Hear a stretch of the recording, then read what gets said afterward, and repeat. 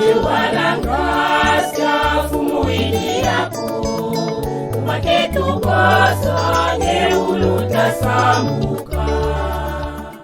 Aujourd'hui s'ouvre notre synode diocésain sous le thème Diocèse de Goma, notre marché ensemble à l'église synodale.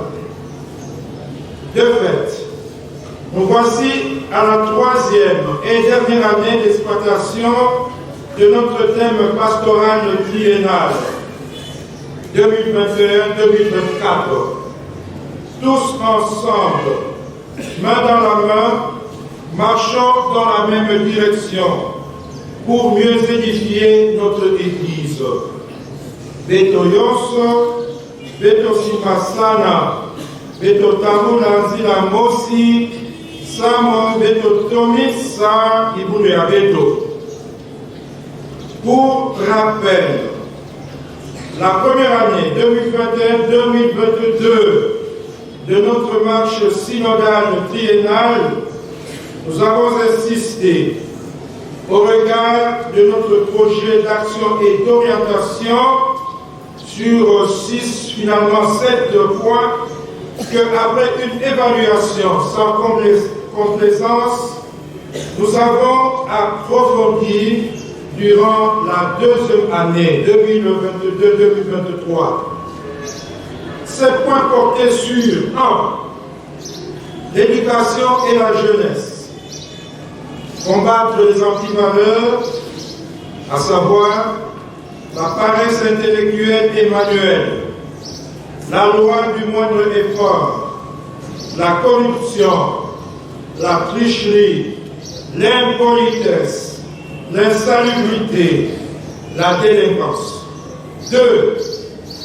La santé et l'écologie. Réhabiliter les toilettes, soigner les sacristies, assainir l'environnement, bien gérer les déchets et les poubelles, lutter contre toute forme de pollution, respecter une hygiène de vie. 3. L'engagement prioritaire agro-pastoral. Dans chaque paroisse ou communauté, planter un verger, un jardin ou un champ, pourquoi pas des champs, monter ou développer un élevage, poulailler, porcherie ou gros bétail, pisciculture, apiculture, etc.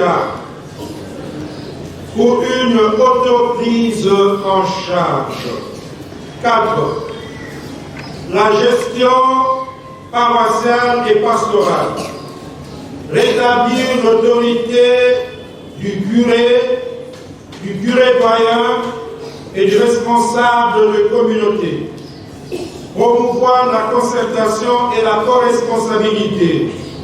Revaloriser les conseils paroissiaux et appuyer les chefs catéchistes. 5. Le patrimoine foncier, mobilier et immobilier. Répertorier toutes nos concessions, les sécuriser par le titre de propriété et les mettre progressivement en valeur.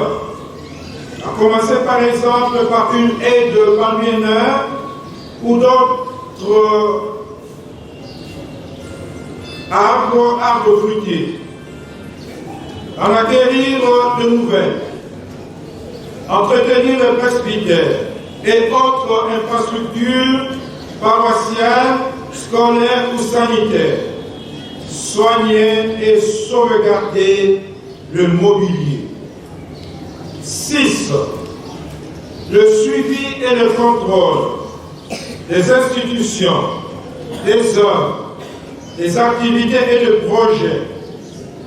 Recourir à l'aide des experts en gestion, finance et développement. Redynamiser le CPAE et déployer les équipes d'audit internes et externes. Et enfin, 7. La culture est le style du marché ensemble, selon l'esprit même du thème pastoral. Jauger le degré de prise de conscience, d'appropriation, d'engagement et de responsabilité dans le chef de 3 piliers de Makuku Matata. Tous ces points restent d'actualité et constituent des défis majeurs pour notre Église famille de Dieu. Nous devons y veiller dans notre vécu quotidien et dans notre agir pastoral.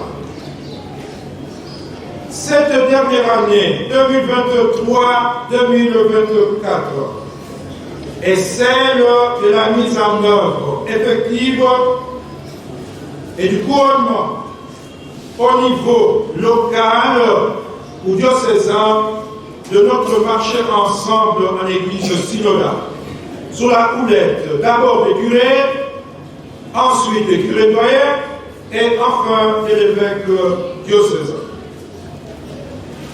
Pour mener à bon port cette démarche synodale, les curés, comme pasteurs et leaders du peuple de Dieu, devront faire montre de leur capacité managériale, notamment dans la gestion du personnel, de la pastorale, du culte divin et des sacrements, du patrimoine et des finances, du bureau paroissial, de mœurs et de la discipline ecclésiastique, des vocations et de l'éducation, de l'environnement et du social. Bref, ils sont invités à exercer un leadership évangélique dans l'Église famille de Dieu sur ces 3 composantes locales: Makuku, prêtre, consacré et laïque.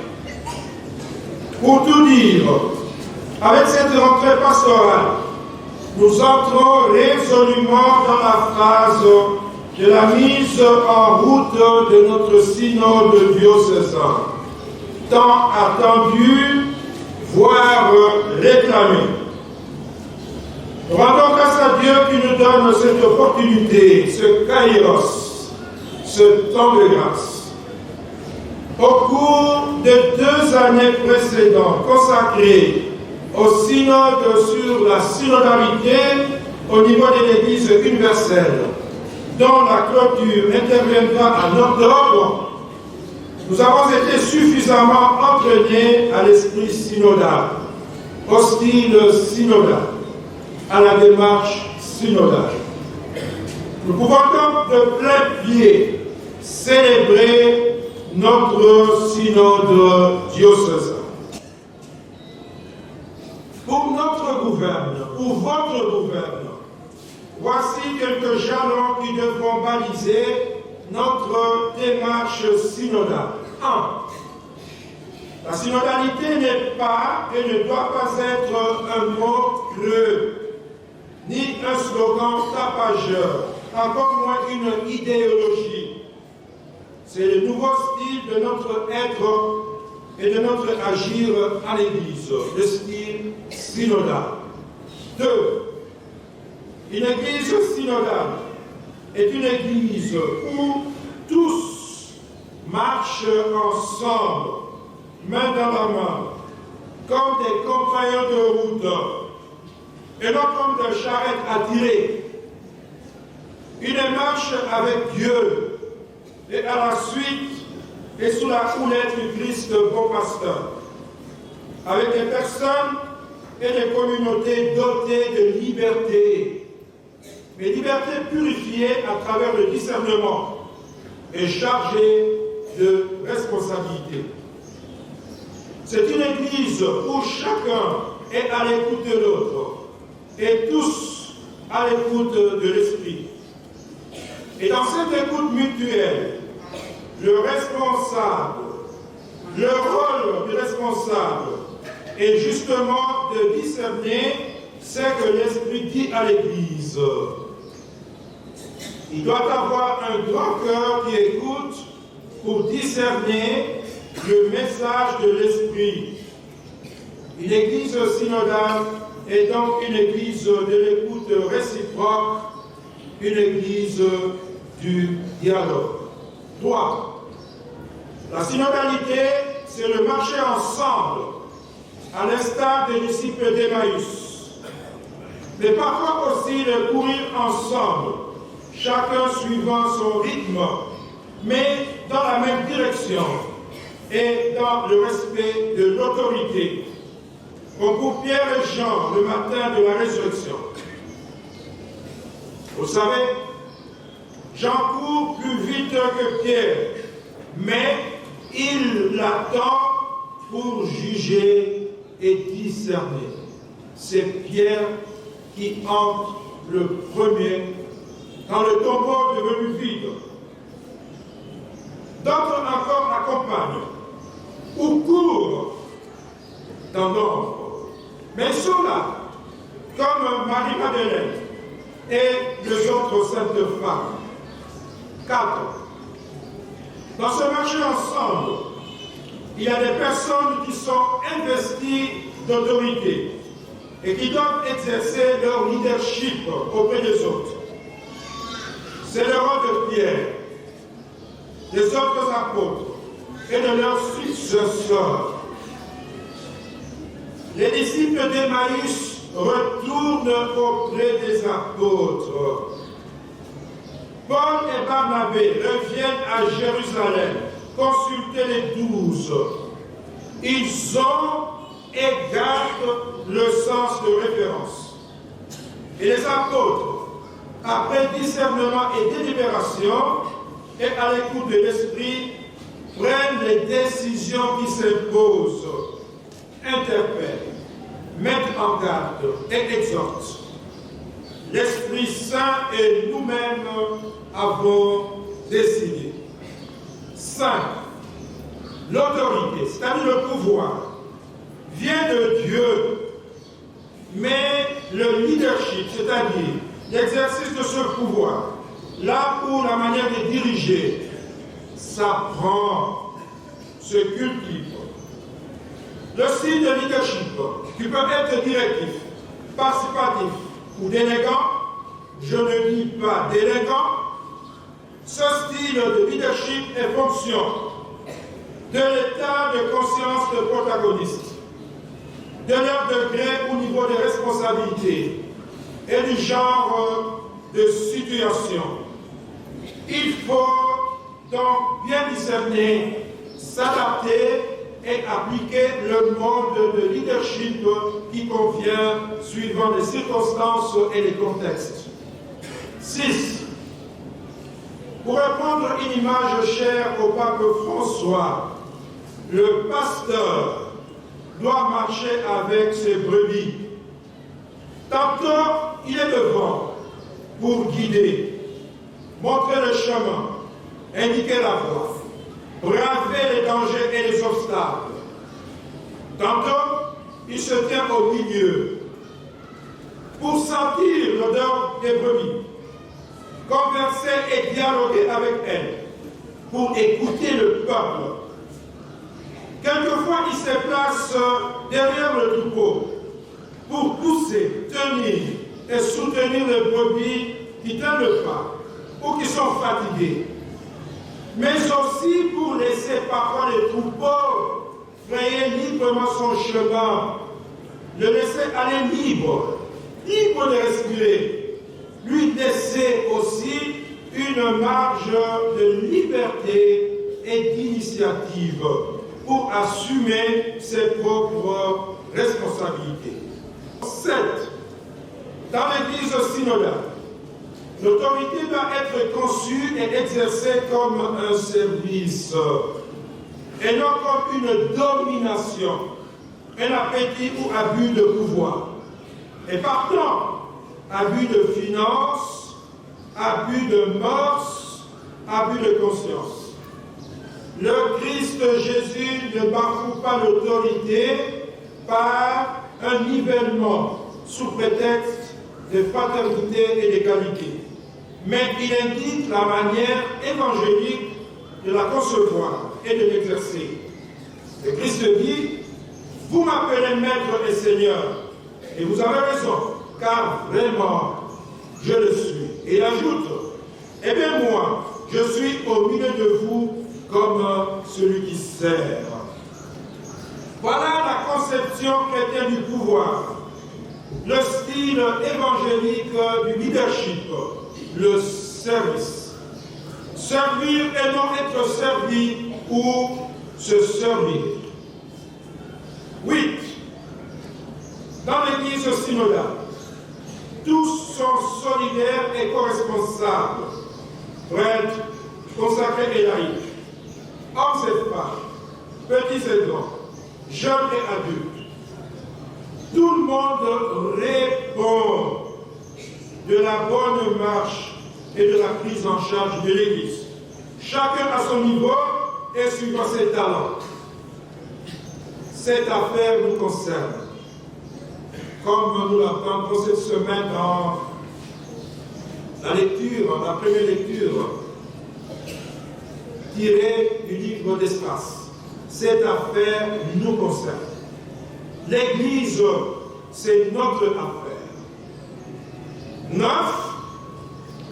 Pour réussir notre marche, notre démarche synodale, il y a des orientations à suivre, de lignes de conduite, un code de conduite.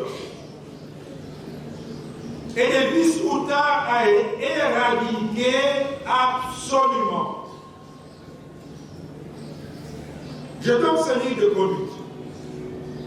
D'abord, regardez dans la même direction.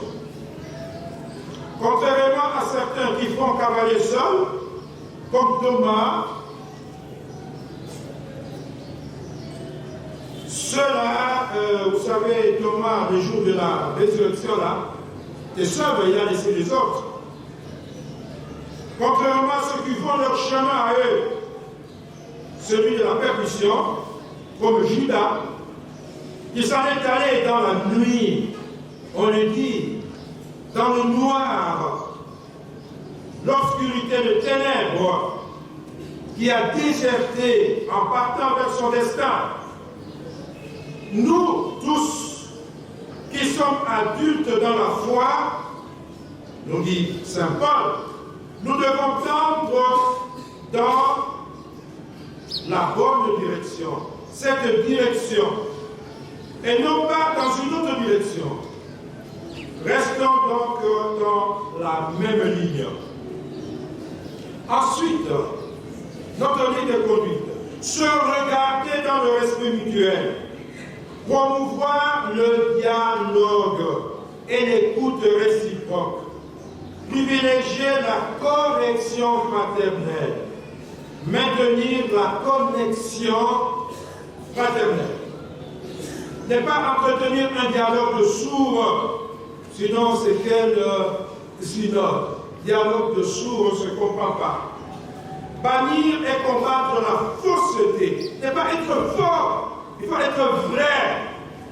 Bannir la duplicité, l'indiscrétion, le mensonge, la médisance, la calomnie, la diffamation, le colportage et le commérage, la grossièreté et la légèreté, l'impolitesse. On est à synode, il faut se comporter en adulte et en homme poli, dans le respect des autres. Bannir la lâcheté, le fléau des lettres anonymes, le déballage sur les réseaux sociaux, le chantage, la manipulation, l'esprit du regret. L'Assemblée synodale n'est pas un syndicat. Bannir le manque de personnalité et de maturité, le clientélisme et le népotisme, la traîtrise, les filatures, les coups bas, l'égoïsme et la recherche effrénée de l'argent, l'esprit de vengeance, l'envie et la jalousie, la haine. C'est Paul nous dit, par-dessus tout, qu'il y ait entre vous l'amour, celui qui fait l'unité dans la perfection. Notre ligne de conduite n'est plus regarder en arrière, courir vers le but. Saint Paul nous dit, une seule chose compte, oubliant ce qui est en arrière, et lancé vers l'avant, je cours vers le but. Enfin, restez branchés au Christ à travers la prière et l'amour, comme le sarment à la vigne. Car, en dehors de moi, dit Jésus, vous ne pouvez rien faire de bon naturellement. Enfin, 10. Prions donc que le Seigneur, chers frères et sœurs, de nous combler de son esprit de sagesse, de nous donner sa lumière, de nous enraciner dans la vérité et de nous aider à ne chercher que sa gloire à lui et le bien de la communauté diocésaine. Avec la ferme conviction que le synode sera un temps et un espace de grâce pour l'ensemble du peuple de Dieu et qu'il contribuera à la croissance et à la maturité de notre diocèse, j'implore sur chaque fidèle du Christ d'abondantes bénédictions divines par l'intercession de la bienheureuse Vierge Marie, Mère de croyants, et de Saint Joseph, protecteur de l'Église. À Dieu la louange, l'honneur et la gloire pour les siècles des siècles. Amen. Amen.